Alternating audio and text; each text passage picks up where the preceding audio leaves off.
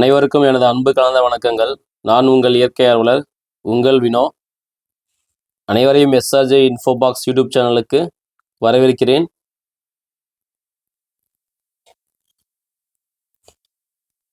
நம்ம பார்த்துட்டு இருக்குது மலர் மருத்துவம். இன்னைக்கு பார்க்கக்கூடிய 26வது மலர் மருந்துன்னு சொல்லக்கூடிய ராக் ரோஸ் மலர் மருந்தை பற்றி தான் பார்க்க போகிறோம்.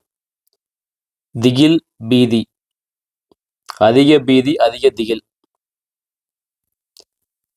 தன்மைகள் பார்த்தீங்க அப்படின்னா பேரச்சம், பயம், திகில், பயங்கரம், அளவு கடந்த பயம், பேனிக் அப்படின்னு சொல்லலாம். இவங்க பார்த்தீங்க அப்படின்னா எதுக்கெடுத்தாலும் பீதி அடையக்கூடியவராக இருப்பாங்க, திகில் அடையக்கூடியவராக இருப்பாங்க. அறிகுறிகள் பார்த்தீங்க அப்படின்னா இரத்தத்தை கண்டால் மயங்கி விழுதல், பயத்தால் சுயநிலைவை இழத்தல், திடீர் பயத்தால் உடல் நடுங்குதல், சில்லிட்டு போதல், அதிர்ச்சி தரும் சம்பவங்களை கேட்டாலோ அவங்களுக்கு ஒரு மாதிரி அதிர்ச்சி அடையும். அச்சம், பயம், பதற்றம் போன்ற காரணங்கள் உள்ளவர்களுக்கு இந்த ராக் ரோஸ் அப்படின்ற மலர் மருந்து ஒரு நல்ல மலர் மருந்தா இருக்கும்.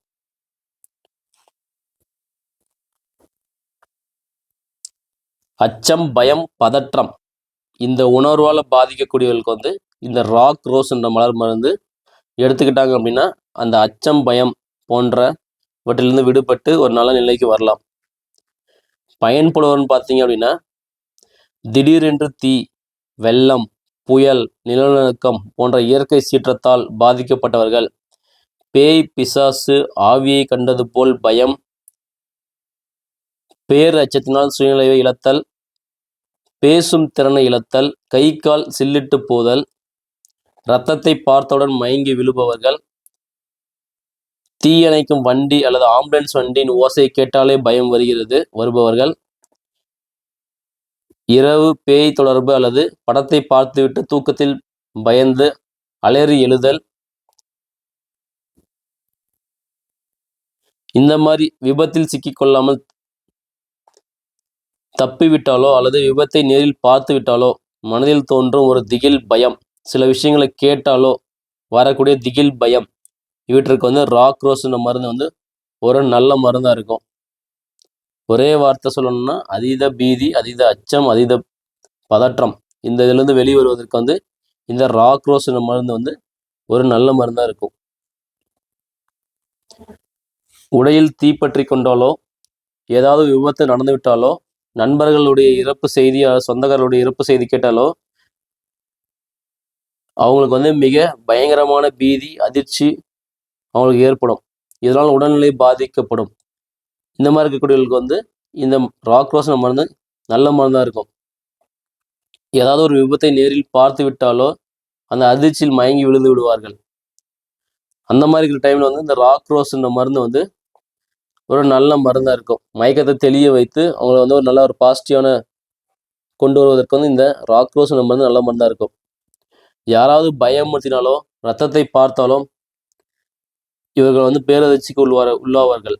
இவர்களுக்கு மருந்து நல்ல மருந்தாக இருக்கும். குறிப்பாக பார்த்தீங்க அப்படின்னா ராக் ரோஸ் நபர்கள் பேச்சில் இது போல் கஷ்டம் யாருக்கும் வரக்கூடாது என்பதை போல் இருக்கும். இவர்களுக்கு இந்த மருந்து கொடுத்து வந்தால் எந்த விதமான பிரச்சனையாக இருந்தாலும் அதற்கு நல்ல தீர்வு கிடைக்கும்.